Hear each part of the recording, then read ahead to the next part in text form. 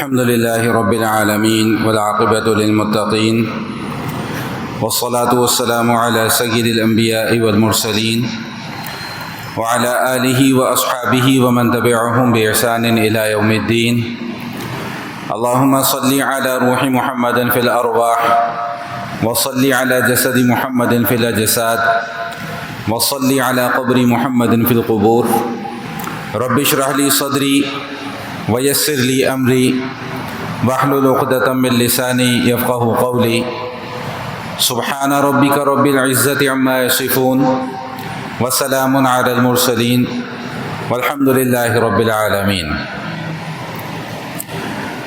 آج کی نشست میں انشاءاللہ سورۃ التین کے مضامین بیان کیے جائیں گے. مشہور قرآن کریم کی سورہ مبارکہ ہے والتین والزیتون وطور سینین وہذا البلد الامین. نزول کے اعتبار سے یہ مکی صورت ہے، یعنی حضور علیہ الصلاۃ والسلام کے ہجرت فرمانے سے پہلے اس سورہ مبارکہ کا نزول ہوا، اور قرآن کریم میں اس کا نمبر 95واں ہے، یعنی 95، سورت نمبر 95 ہے. اس سورہ مبارکہ میں جو بنیادی موضوع ہے وہ تخلیق انسانی کو دلیل بنایا گیا ہے. اور دلیل بنایا کس بات پر گیا ہے؟ بنایا آخرت پر گیا ہے. دیکھیں، ایک ہوتا ہے مدلول، ایک ہوتا ہے دلیل. دلیل وہ مدعا ہوتا ہے، یا آپ یوں کہہ لیں کہ جو مدعا آپ ثابت کرنا چاہتے ہیں اس کے لیے جو آپ مقدمہ قائم کرتے ہیں اس کو دلیل کہتے ہیں، اور جس چیز پر دلیل قائم کی جا رہی ہوتی ہے اس کو مدلول کہتے ہیں. تو دلیل انسان کی تخلیق کو بنایا ہے، اور مدلول آخرت ہے. فما یکذبک بعد بالدین، کہ یہ ساری چیزیں تمہارے سامنے آ گئیں، اس کے بعد اب تمہیں کیا بات ابھارتی ہے کہ تم آخرت کا انکار کر دو. تو یہ مدعا ہے سورہ مبارکہ کا. تو عرض کیا کہ دو مضامین ہیں بنیادی، ایک انسان کی تخلیق اور دوسرا آخرت. ابتدا میں قرآن کریم 4 قسمیں اٹھا رہا ہے: والتین والزیتون وطور سینین وہذا البلد الامین، کہ تین کی قسم ہے، زیتون کی قسم ہے، طور سینین کی قسم ہے، اور اس برکت والے امن والے شہر کی قسم ہے. اب اس سے کیا کیا چیزیں مراد ہیں میں مختصراً آپ حضرات کے سامنے اس حوالے سے عرض کرتا چلوں.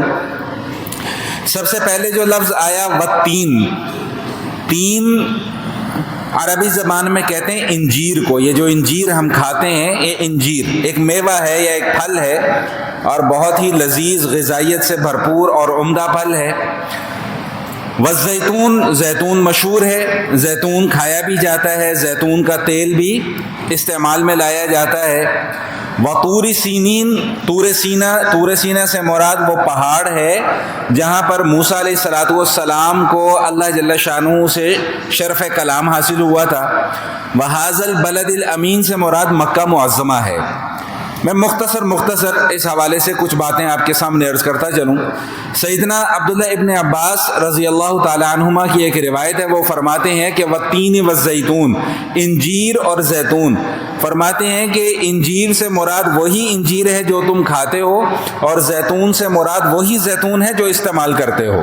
یعنی اس سے کوئی انوکھی انجیر، کوئی انوکھا زیتون اللہ نے مراد نہیں لیا، بلکہ اس سے مراد وہی انجیر ہے جس کو تم کھا رہے ہو، اور وہی زیتون ہے جس کو تم استعمال کر رہے ہو.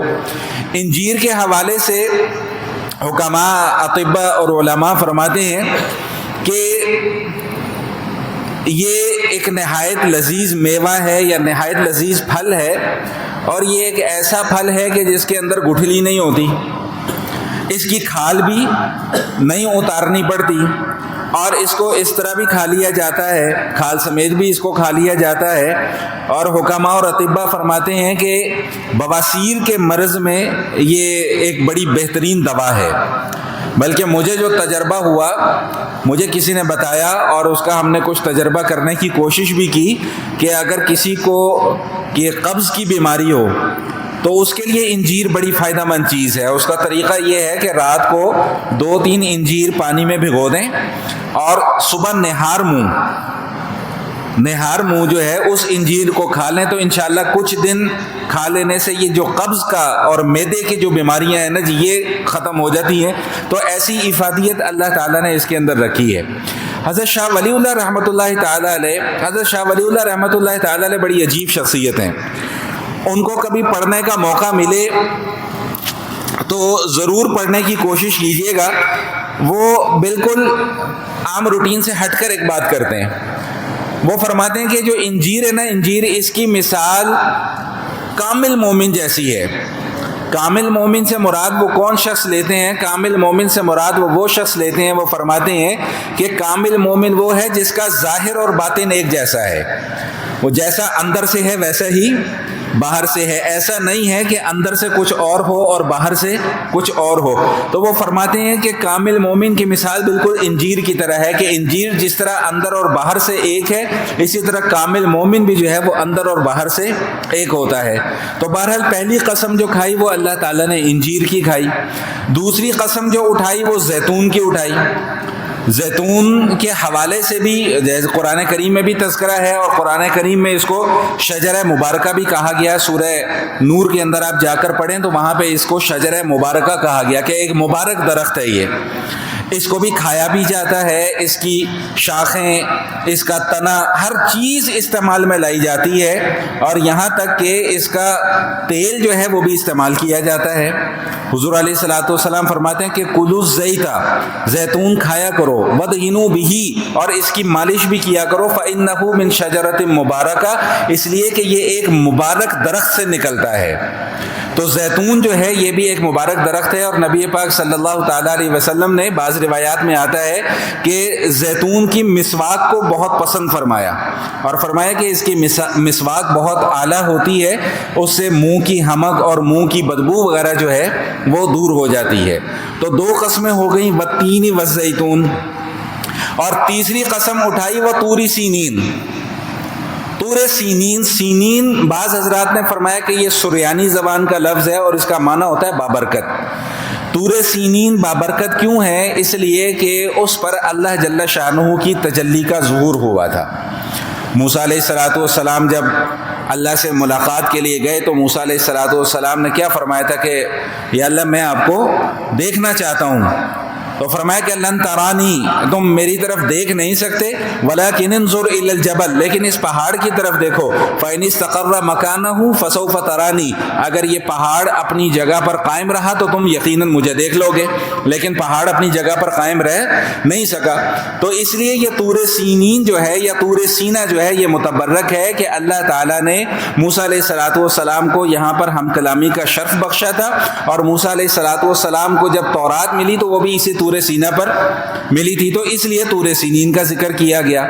اور پھر فرمایا کہ وَهَذَا الْبَلَدِ الْأَمِينَ، اور اس شہر کی میں قسم کھا رہا ہوں جو امن والا شہر ہے. اس شہر سے مراد مکہ معظمہ ہے.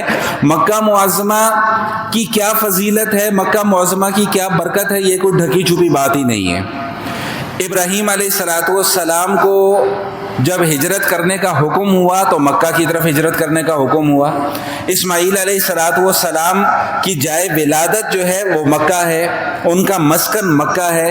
حضور علیہ الصلوۃ والسلام کا پورا خاندان مکہ میں آباد. حضور علیہ الصلوۃ والسلام کی بھی جائے ولادت مکہ معظمہ، اور سب سے بڑھ کر یہ کہ وہاں پر خانہ کعبہ ہے. تو فرمایا کہ وَهَذَا الْبَلَدِ الْأَمِينَ، یہ امن والا شہر ہے. اور یہ امن والا شہر آج سے نہیں ہے، جس دن سے اللہ پاک نے اس کو پیدا فرمایا ہے، اس کی تعمیر فرمائی ہے فرشتوں کے ذریعے سے یا آدم علیہ الصلوۃ والسلام کے ذریعے سے، یا جو بھی اس کی ہسٹری ہے، یہ اس دن سے امن والا شہر ہے. یہاں تک کہ کوئی بھی اس شہر کے اندر داخل ہو جائے وہ امن میں آ جائے گا. قریش بھی جب وہاں پر رہتے تھے، باوجود اس کے کہ بتوں کی پوجا ہو رہی ہے، 360 بت خانہ کعبہ کے اندر رکھے ہوئے، لیکن اس کے باوجود وہ امن میں تھے. آپس کے تو ان کے اختلافات تھے، لیکن باہر سے کسی کا کوئی جھگڑا ان کے ساتھ نہیں ہوتا تھا. تو یہ 4 قسمیں اللہ تعالیٰ نے اٹھائی ہیں. علماء کرام فرماتے ہیں کہ اللہ نے ان 4 چیزوں کی ہی قسم کیوں اٹھائی ہے یہاں پر اس موقع پہ. تو فرمایا کہ ان 4 چیزوں کی قسم اس لیے اٹھائی ہے کہ یہ چاروں کی چاروں چیزیں متبرک ہیں. اور 4 قسمیں اٹھانے کے بعد جس چیز پر قسم اٹھائی گئی ہے وہ کیا ہے کہ لقد خلقنا الانسان فی احسن تقویم. کہ البتہ تحقیق ہم نے انسان کو بڑے ہی بہترین قسم کے سانچے میں ڈھال کر اس کی تخلیق کی ہے۔ یہاں پر حضرت شاہ ولی اللہ رحمۃ اللہ تعالیٰ علیہ نے ایک اور بڑا عجیب نقطہ لکھا ہے۔ وہ فرماتے ہیں کہ یہ جو 4 چیزوں کی قسم کھائی ہے نا، اس کا تعلق ان 4 چیزوں کے ساتھ ہے جو انسان کی فطرت کے اندر داخل ہے۔ ذرا سمجھیے گا، بات تھوڑی سی باریک ہے، میں آسان الفاظ میں سمجھانے کی کوشش کرتا ہوں۔ وہ فرماتے ہیں کہ انسان کی فطرت کے اندر 4 چیزیں داخل ہیں۔ ایک انسان کا جسم، ایک انسان کی روح، ایک انسان کے اندر ملکوتی صفات یعنی فرشتوں والی صفات، اور چوتھی چیز وہ فرماتے ہیں کہ محبت الہی یعنی اللہ تعالیٰ کی محبت کا جذبہ۔ وہ فرماتے ہیں کہ یہ 4 چیزیں ہر انسان کی فطرت میں داخل ہیں، اور وہ فرماتے ہیں کہ ان 4 چیزوں کا یہ جو 4 قسمیں اٹھائی ہیں ان کے ساتھ ایک بڑا گہرا تعلق ہے۔ وہ ایک مثال بتاتے ہیں، کہتے ہیں جو انجیر ہے، انجیر یہ انسانی جسم کی مانند ہے، کہ جس طرح انجیر بالکل ظاہر ہے، انسانی جسم بالکل کیا ہے؟ ظاہر ہے۔ اور وہ یہ فرماتے ہیں کہ جو زیتون وہ فرماتے ہیں کہ اس کی مثال ایسی ہے کہ جیسے انسانی جسم کے اندر روح ہمیں نظر نہیں آتی، تو وہ فرماتے ہیں کہ زیتون کے درخت میں زیتون کا تیل بھی نظر نہیں آتا، جب تک اسے گھوٹا نہ لگایا جائے اس وقت تک وہ تیل باہر نکلتا نہیں ہے۔ تو وہ فرماتے ہیں کہ جس طرح زیتون کے درخت میں زیتون کا تیل چھپا ہوا ہے، اسی طرح انسانی جسم کے اندر انسانی روح بھی جو ہے وہ کیا ہے بھائی؟ چھپی ہوئی ہے۔ اور تیسری چیز وہ فرماتے ہیں کہ ملکوتی صفات، فرشتوں والی صفات۔ اب یہ فرشتوں والی صفات کیا ہیں؟ اس موضوع پر پہلے بھی کئی مرتبہ بات ہو چکی ہے کہ فرشتوں والی صفات وہ ہیں کہ فرشتوں کے اندر اللہ تعالیٰ نے گناہ کا مادہ رکھا ہی نہیں ہوا، ان سے گناہ صادر ہی نہیں ہوتا، معصوم ہوتے ہیں وہ۔ اللہ تعالیٰ نے ان کے اندر گناہ کرنے کی صلاحیت رکھی ہی نہیں ہے، نافرمانی کی صلاحیت ان کے اندر موجود ہی نہیں ہے۔ یہی وجہ ہے کہ روایات سے یہ بات معلوم ہوتی ہے۔ ایک حدیث اچانک مجھے یاد آ گئی، آپ حضرات کی برکت سے اللہ کمی بیشی معاف فرمائے، اس کا مفہوم عرض کر دیتا ہوں۔ یہ فرمایا کہ آسمان جو ہے نا، آسمان یہ چرچراتا ہے، اور اس طرح چرچراتا ہے جس طرح چارپائی چرچراتی ہے۔ جب آپ چارپائی پر بیٹھتے ہیں تو چوں چوں چوں چوں کی آواز آتی ہے نا، تو فرمایا کہ نبی پاک صلی اللہ علیہ وسلم نے کہ میں کچھ ایسی چیزیں دیکھ رہا ہوں جو تم نہیں دیکھ پاتے، میرے سامنے اللہ پاک نے وہ راز کھول دیے ہوئے ہیں۔ تو فرمایا کہ آسمان چرچراتا ہے، اور پھر فرمایا کہ اس کا حق ہے کہ وہ چرچرائے، اور پھر یہ بات ارشاد فرمائی کہ آسمان پر ایک بالشت کے برابر بھی جگہ ایسی کوئی موجود نہیں ہے جہاں پر اللہ کا کوئی فرشتہ اس کی عبادت میں مصروف نہ ہو۔ بعض فرشتے، بلکہ بعض سے مراد یہ کہ لاکھوں کروڑوں اربوں، ان کی تعداد کتنی ہے ہم سورہ مدثر میں پڑھ کر آ چکے ہیں کہ وما یعلم جنود ربک الا ہو، اللہ کے لشکروں کی تعداد اللہ کے سوا کوئی نہیں جانتا۔ فرشتے کتنے ہم نہیں جانتے۔ اب جن فرشتوں کو اللہ نے اس ڈیوٹی پر لگا دیا کہ تم نے ہاتھ باندھ کر قیام میں کھڑے رہنا ہے، وہ ساری عمر اسی طرح قیام میں کھڑے رہیں گے۔ جن فرشتوں کی ڈیوٹی اللہ نے لگا دی کہ تم نے رکوع کی کیفیت میں رہنا ہے، وہ ساری عمر اسی طرح رکوع کی کیفیت میں رہیں گے، رکوع سے سر نہیں اٹھائیں گے۔ جن کی اللہ پاک نے ڈیوٹی لگا دی کہ تم نے سجدے میں رہنا ہے، وہ ساری عمر اسی طرح سجدے میں رہیں گے، وہ سجدے سے سر کبھی نہیں اٹھائیں گے، ان کو اجازت ہی نہیں ہے۔ تو نہ فرشتے جھوٹ بولتے ہیں، نہ فرشتوں کو مکاریاں کرنی آتی ہیں، نہ فرشتوں کو 2 نمبریاں، نہ فرشتوں کو ہماری طرح چونا لگانا آتا ہے۔ فرشتوں کو اس طرح کا کوئی کام نہیں آتا، نہ وہ کسی کی غیبت کرتے ہیں، نہ وہ کسی کی چغل خوری کرتے ہیں، نہ وہ کسی کے اوپر الزام تراشی کرتے ہیں، نہ وہ چوری کرتے ہیں، نہ وہ ڈاکہ ڈالتے ہیں۔ ان کے اندر کسی قسم کا کوئی عیب موجود ہی نہیں ہے۔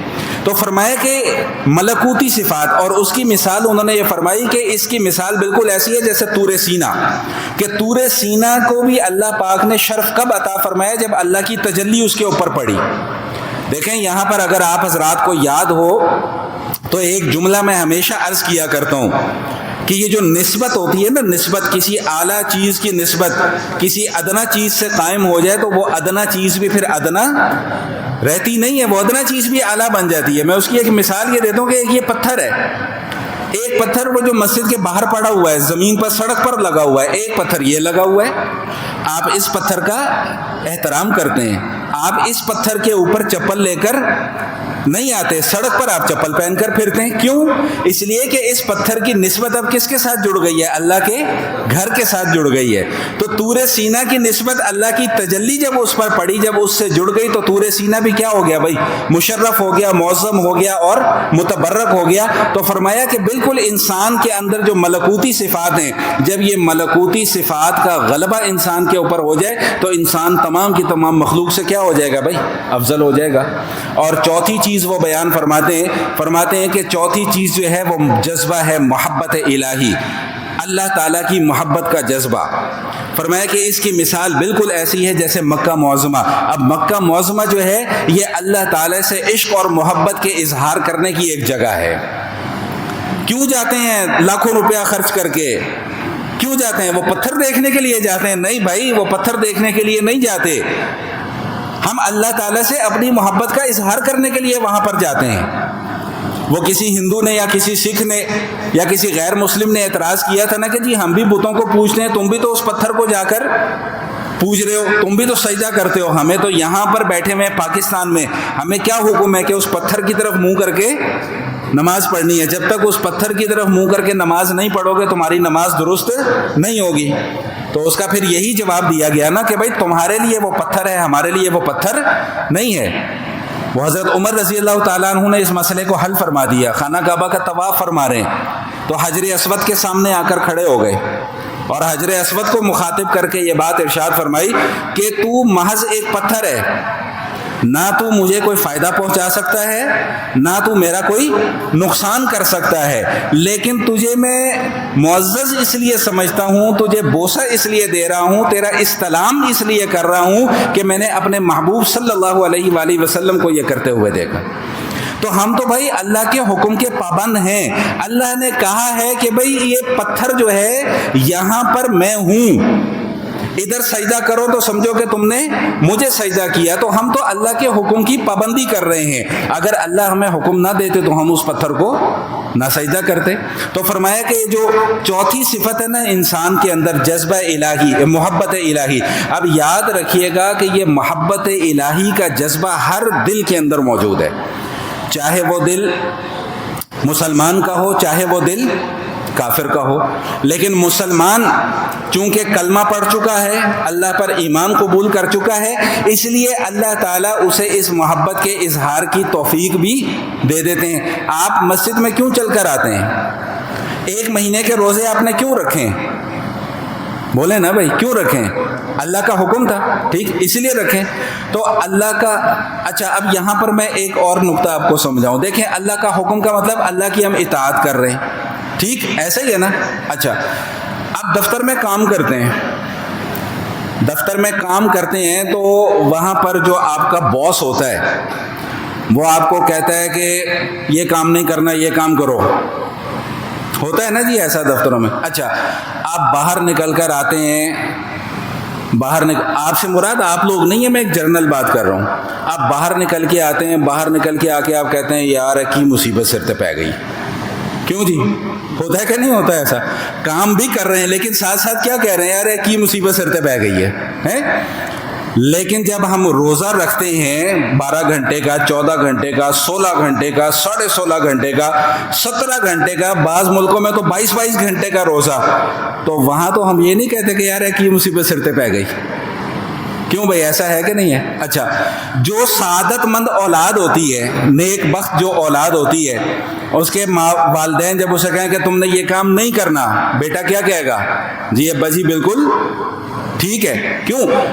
وہ یہاں پر یہ کیوں نہیں کہہ رہا کہ کی مصیبت سر تے پہ گئی ہے؟ اس لیے کہ وہ اپنے والدین سے بولے بھائی محبت کرتا ہے. تو ہم نماز پڑھنے آ رہے ہیں, ہم یہ کیوں نہیں کہتے کہ یار یہ کیا مصیبت ہے, نماز ہمارے اوپر فرض ہو گئی. کیوں؟ اس لیے کہ ہمارے دل کے اندر اللہ تعالیٰ کی محبت کا جذبہ موجود ہے اور اللہ تعالیٰ ہم سے اس کا کیا کروا رہے ہیں بھائی, اظہار کروا رہے ہیں. جبکہ مومن اور کافر میں فرق ہی یہی ہے کہ کافر اگر کوئی کام کر بھی رہا ہوگا نا تو وہ اپنے دنیاوی فائدے کے لیے کر رہا ہوگا, وہ اللہ کو خوش کرنے کے لیے نہیں کر رہا ہوگا.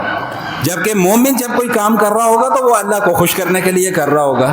تو یہ 4 قسمیں اللہ تعالیٰ نے کھائی ہیں، اور 4 قسمیں کھانے کے بعد کیا فرمایا کہ لقد خلقنا الانسان فی احسن تقویم، کہ البتہ تحقیق ہم نے انسان کو نہایت خوبصورت سانچے میں ڈھال کر جو ہے وہ پیدا کیا ہے۔ ان 4 قسموں کے متعلق حضرت شاہ ولی اللہ رحمہ اللہ فرماتے ہیں کہ خلاصہ کلام یہ ہے کہ اگر کوئی ان 4 صفات کے اوپر عمل کرتے ہوئے، ملکوتی صفات کے اوپر عمل کرتے ہوئے، محبت الہی کا جذبہ رکھتے ہوئے اطاعت اور فرما برداری کی منزلیں طے کرتا چلا جائے گا تو اللہ تعالیٰ اس کا مقام تمام کی تمام مخلوقات سے اونچا کر دیں گے۔ لیکن اگر اس نے اللہ تعالیٰ کی احکامات کو پس پشت ڈال دیا اور ان صفات کا اس نے تحمل نہیں کیا تو پھر اللہ تعالیٰ اس کو اسفل سافلین میں داخل فرما دیں گے۔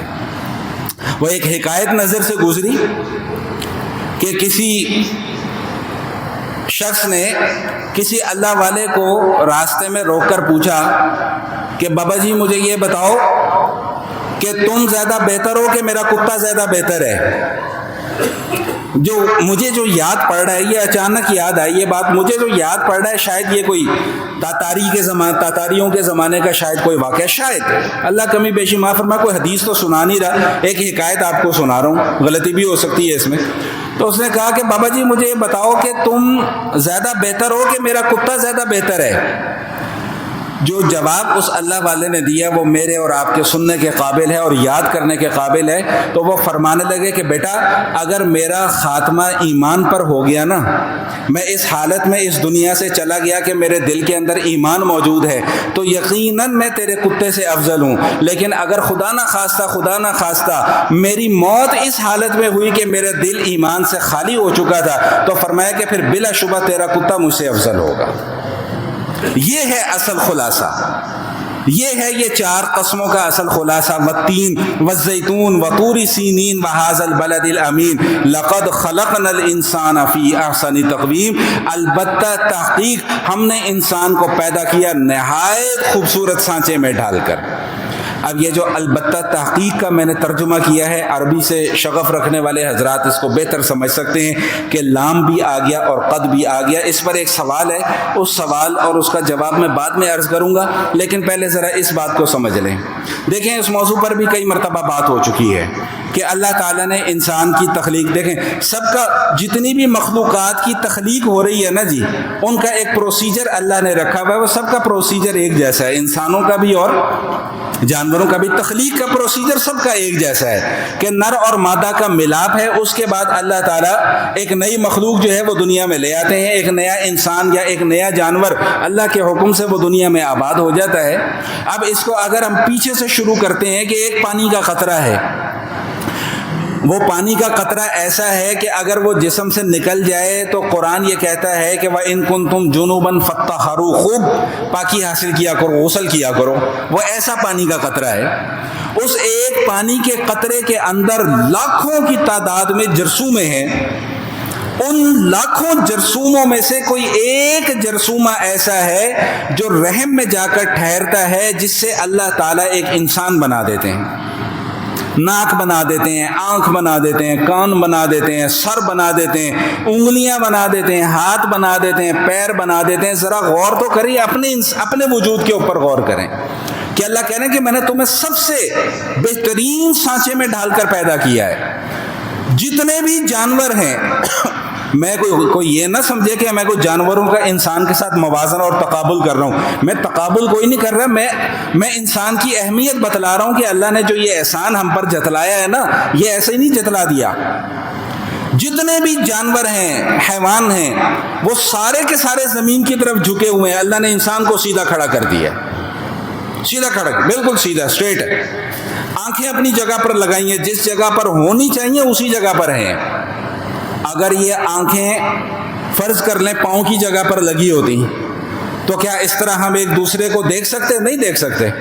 گاڑی کی ہیڈ لائٹ ہوتی ہے نا، گاڑی کی ہیڈ لائٹ، اس کی الائنمنٹ تھوڑی سی خراب ہو جائے، اوپر نیچے ہو جائے، تو سامنے سڑک پہ رات کو کچھ نظر نہیں آتا. کیوں؟ اس کی الائنمنٹ خراب ہو گئی ہے، اپنی جگہ سے ہل گئی ہے وہ. اگر اللہ تعالیٰ آنکھوں کی الائنمنٹ خراب کر دیتے، یہاں سے اٹھاتے گھٹنوں پہ لگا دیتے یا گٹوں میں لگا دیتے یا پاؤں کی انگلیوں پہ لگا دیتے، تو ہم ایک دوسرے کو صحیح سے دیکھ نہیں سکتے تھے. اللہ نے آنکھوں کو اپنی جگہ پر رکھا ہے، کانوں کو اپنی جگہ پر رکھا ہے، ناک کو اپنی جگہ پر رکھا ہے، پاؤں کی انگلیاں اللہ پاک نے اپنی جگہ پر رکھی ہوئی ہیں.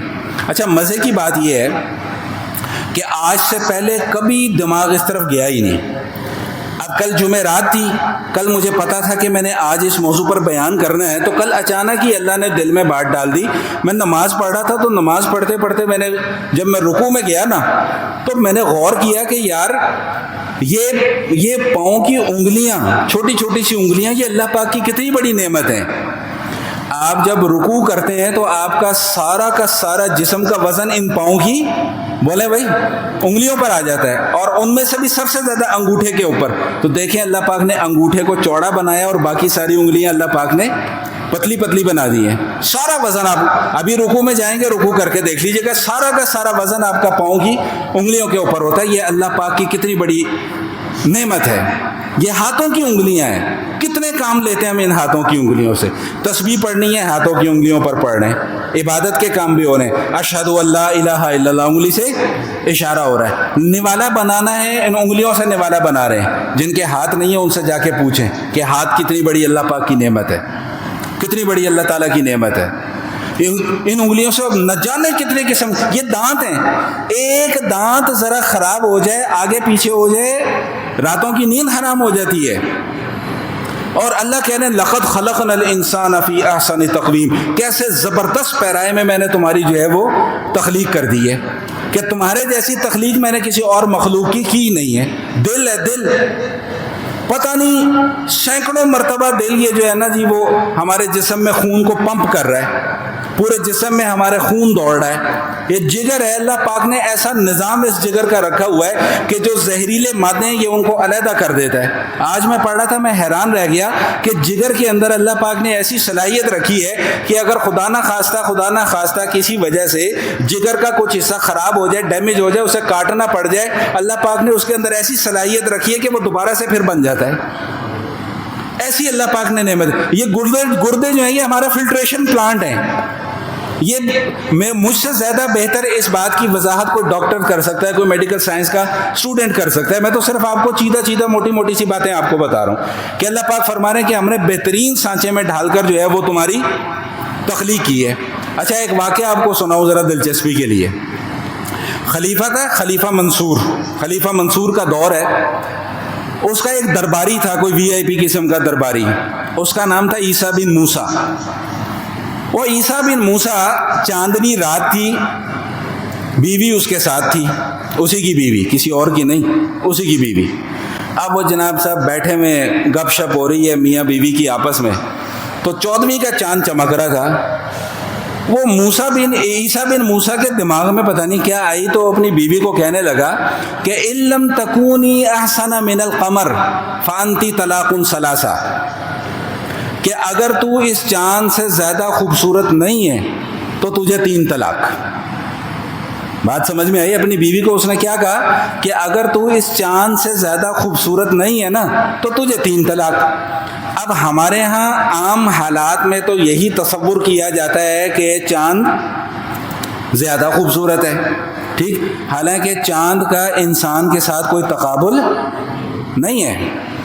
چاند بریانی کھا سکتا ہے، چاند مرغ پائے کھا سکتا ہے، چاند سری پائے کھا سکتا ہے؟ نہیں کھا سکتا، اس کے ہاتھ ہی نہیں ہے، کیسے کھائے گا؟ چاند دیکھ سکتا ہے، کیسے دیکھے گا؟ اس کی تو آنکھیں ہی نہیں ہیں. چاند اپنا معافی ضمیر بیان کر سکتا ہے کہ میرے دل میں اس وقت کیا چل رہا ہے؟ نہیں کر سکتا. کیوں؟ کیونکہ نہ اس کا دل ہے، نہ اس کو بولنے کے لیے زبان. تو انسان کا اس کے ساتھ کیا تقابل؟ تو بہرحال اب چونکہ وہ شخصیت وی آئی پی تھی، بات دربار تک پہنچ گئی، سارے علماء بھی اکٹھے ہو گئے. بعض حضرات نے رائے یہ دی کہ جی چاند چونکہ زیادہ خوبصورت ہے لہٰذا یہ تو طلاق ہو گئی. اچھا بھائی، ایک جملہ معترضہ کے طور پہ ایک بات اور بھی عرض کرتا چلوں، جو میں پہلے بھی کئی مرتبہ کر چکا ہوں اپنے اپنے مواقع پہ، کہ یہ طلاق جو ہے نا کوئی بچوں کا کھیل نہیں ہے. ہمارے یہاں نا اس کو بچوں کا کھیل سمجھا جاتا ہے. جی میں نے تو غصے میں طلاق دے دی تھی جی، اور میرا دماغ اس وقت، میرے پاس ایک صاحب آئے کہنے لگے میں نے اپنی بیوی کو طلاق دی جی، میں اس وقت پاگل ہوا تھا، مجھے کچھ سمجھ میں نہیں آ رہا تھا، میرا دماغ کام کرنا چھوڑ گیا۔ میں نے کہا یار کیسا دماغ کام کرنا چھوڑا کہ تمہیں اتنا پتہ تھا کہ تم نے اپنی بیوی کو ہی طلاق دینی ہے؟ بھائی دماغ کام کرنا چھوڑ جائے گا تو مطلب ہے کہ بیوی اور ماں اور بہن کے رشتے کی پہچان کیا ہو گئی؟ ختم ہو گئی۔ تو یہ تو خیر جملہ معترضہ کے طور پہ بات آ گئی کہ بھائی یہ بچوں کا کھیل ہے۔ اب یہ ان موصوف نے بھی بڑا خطرناک جملہ بول دیا۔ اب سارے سر جوڑ کر بیٹھے ہوئے، کچھ کہہ رہے ہیں طلاق ہو گئی، کچھ کہہ رہے ہیں خاموش ہیں، سمجھ میں نہیں آ رہی۔ تو امام ابو حنیفہ رحمہ اللہ کا ایک شاگرد وہاں پر بیٹھا تھا، ان سے پوچھا گیا کہ حضرت آپ کوئی رائے نہیں دے رہے، آپ خاموش بیٹھے ہیں، آپ جواب دیں۔ انہوں نے پڑھا اعوذ باللہ من الشیطان الرجیم بسم اللہ الرحمن الرحیم والتین والزیتون وطور سینین وہذا البلد الامین لقد خلقنا الانسان فی احسن تقویم۔ وہ کہتے ہیں کہ اللہ یہ کہہ رہے ہیں کہ میں نے انسان کو سب سے خوبصورت بنایا، تو جب سب سے خوبصورت ہے تو یہ انسان چاند سے بھی زیادہ خوبصورت ہے، لہٰذا کوئی طلاق واقع نہیں ہوئی۔ تو بات سمجھ میں آ گئی کہ نہیں آ گئی؟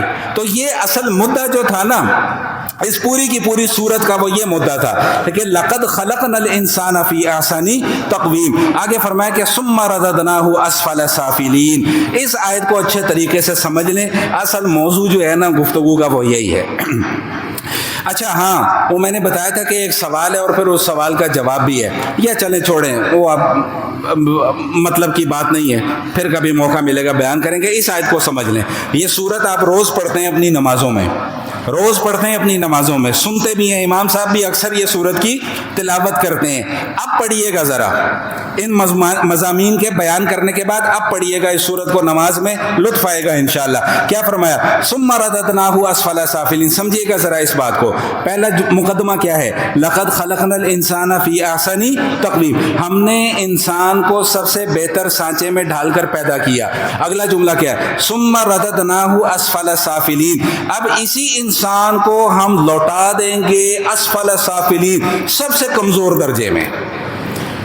دو معنی ہیں اس آیت کے۔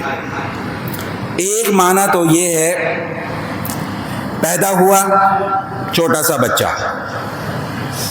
جسم بڑھنے لگا، لڑکا بن گیا یا لڑکی بن گئی، لڑکپن کی عمر میں پہنچے، جوانی کی عمر میں پہنچے، ادھیڑ عمر میں پہنچے، اس کے بعد پھر ڈاؤن فال شروع ہو گیا بڑھاپے کی طرف۔ اللہ کہہ رہے ہیں ثم رددناہ اسفل سافلین، سب سے خوبصورت پیرائے میں ہم نے اس کو پیدا کیا ہے، پھر ہم اس کو دوبارہ اس کی کمزوری والی حالت پر لوٹا دیں گے۔ سورہ یاسین یاد ہے نا؟ سورہ یاسین کی کیا آیت ہے وہ؟ وَمَن نُعَمِّرْهُ، بولے بھائی آگے پڑھے نا، وَمَن نُعَمِّرْهُ نُنَكِّسْهُ فِي الْخَلْقِ أَفَلَا يَعْقِلُونَ، جب ہم عمر زیادہ دے دیتے ہیں تو ہم خلق کے اندر کمزوری کی کیفیت میں دوبارہ لے جاتے ہیں۔ سمجھتے کیوں نہیں ہو اس بات کو؟ یہ ہے سورہ یاسین۔ ہم نے سورہ یاسین رکھی ہوئی ہے صرف مردے بخشوانے کے لیے۔ مولوی صاحب 40 مرتبہ سورہ یاسین تو پڑھ دینا ذرا، مولوی صاحب 21 مرتبہ سورہ یاسین تو پڑھ دینا، مولوی صاحب 11 مرتبہ سورہ یاسین تو پڑھ دینا۔ کیوں بھائی؟ وہ میں نے اپنا مردہ بخشوانا ہے۔ اور بھائی اللہ سورہ یاسین میں کچھ اور بتا رہے ہیں مجھے اور آپ کو۔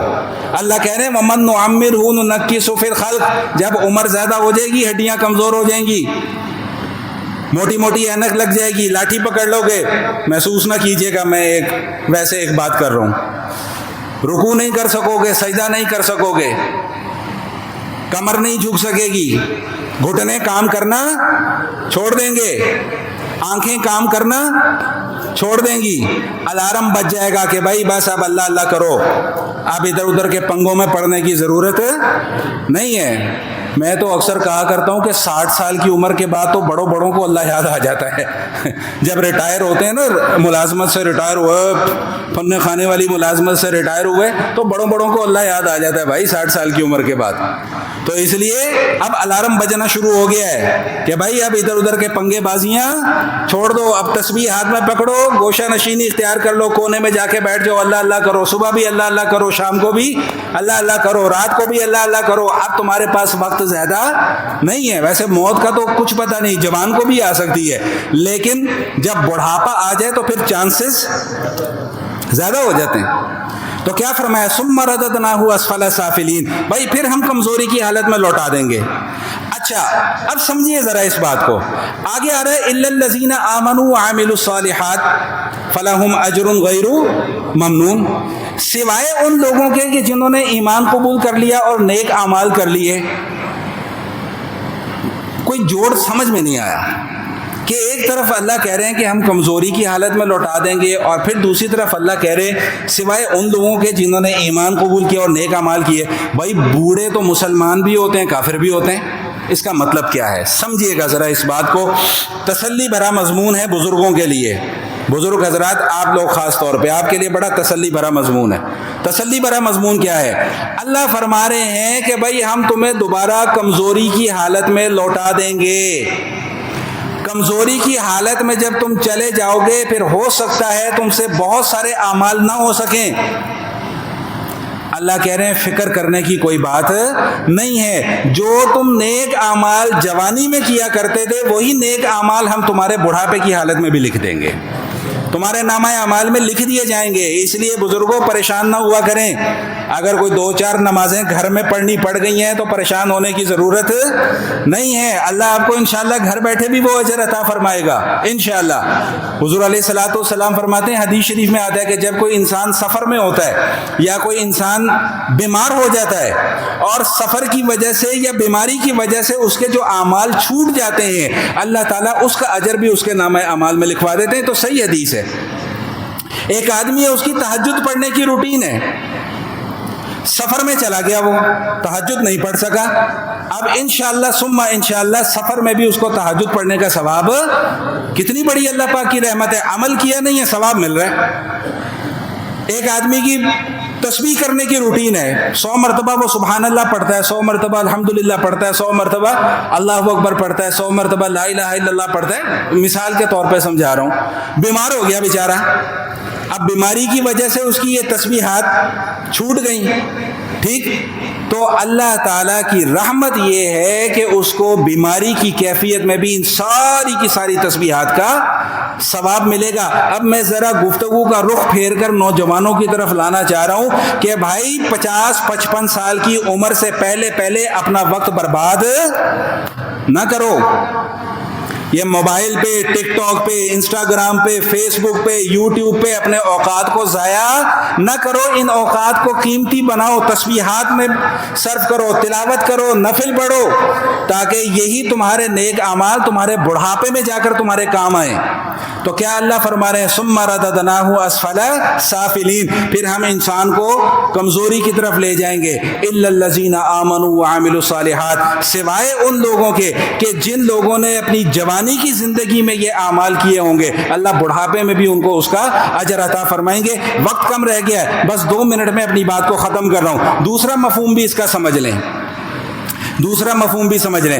اللہ کہہ رہے ہیں کہ ہم نے انسان کو سب سے بہترین بنایا، سب سے بہترین بنایا، یہ اللہ تعالیٰ کا انعام ہے۔ پھر جب اللہ کا انعام ہو گیا تو اللہ کے کچھ تقاضے ہیں، وہ تقاضے اب پورے کرنے پڑیں گے۔ فرمایا کہ اگر وہ تقاضے کوئی پورے نہیں کرے گا، اللہ کی اطاعت نہیں کرے گا، تو ثم رددناہ اسفل سافلین، جہنم کے نچلے ترین طبقوں میں جا کر اسے پھینک دیں گے۔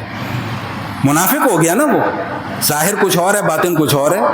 ان المنافقین فی الدرک الاسفل من النار، اللہ کا قرآن یہ فیصلہ سنا رہا ہے کہ منافق جو ہیں وہ جہنم کے سب سے نچلے درجوں میں ہوگا۔ لیکن الا الذین آمنوا وعملوا الصالحات فلہم اجر غیر ممنون، سوائے ان لوگوں کے کہ جنہوں نے ایمان بھی قبول کر لیا اور اس کے ساتھ ساتھ نیک اعمال بھی کیے۔ سمجھ لیں بات کو، نہ محض ایمان کافی ہے نہ محض اعمال کافی ہیں۔ اعمال تبھی قابل قبول ہوں گے جب ایمان ہوگا، جب ایمان نہیں ہوگا تو اعمال کی بھی کوئی حیثیت نہیں ہے۔ ایمان ہے لیکن اعمال نہیں ہے، رگڑا لگے گا۔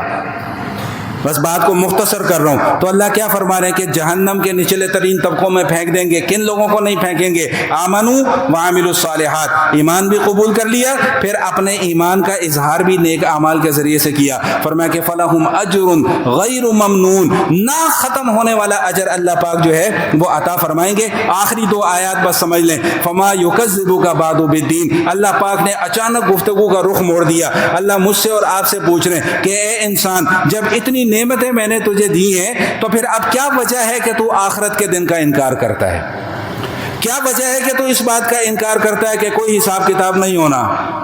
کیا وجہ ہے کہ تو اس بات کا انکار کرتا ہے کہ مرنے کے بعد کی کوئی زندگی نہیں ہے، 4 دن کی بس یہ زندگی ہے، کھا لے پی لے موج اڑا؟ کیوں تو اس قسم کی باتیں کرتا ہے؟ کیوں تو یہ کہتا ہے کہ جی دیکھی جائے گی آگے جا کے جو کچھ ہوگا؟ اللہ کہتے ہیں کچھ نہیں دیکھ سکتے تمہارے اندر اتنی طاقت ہی نہیں ہے. فما یکذبک بعد بالدین. اب اگلا جملہ، آخری جملہ، آپ سب کو یہ آیت یاد ہے، میرے ساتھ مل کر پڑھیں. الیس اللہ باحکم الحاکمین. کیسی جلال والی آیت ہے. اللہ مجھ سے اور آپ سے پوچھ رہے ہیں کیا اللہ احکم الحاکمین کافی نہیں ہے؟ کیا اللہ تمہارا احکم الحاکمین نہیں ہے؟ حدیث شریف میں آتا ہے، ابو داؤد کی حدیث ہے، نبی پاک صلی اللہ علیہ وآلہ وسلم ارشاد فرماتے ہیں کہ جب بھی یہ آیت پڑھو الیس اللہ باحکم الحاکمین، تو اس کے جواب میں کہا کرو بلا، یقیناً اللہ میاں ہمارا اس کے اوپر ایمان ہے. وانا علی ذلک من الشاہدین، اور اللہ میاں میں اس بات کے اوپر گواہ ہوں کہ آپ کے سوا کوئی اور احکم الحاکمین نہیں ہے. میں امید کرتا ہوں کہ انشاءاللہ آج کی گفتگو جو ہے میں آپ تک پہنچانے میں کامیاب رہا، اور سمجھانے کی جو کوشش میں کر سکتا تھا وہ میں نے کر لی. اللہ میرا کہنا اور آپ حضرات کا سننا قبول فرمائے.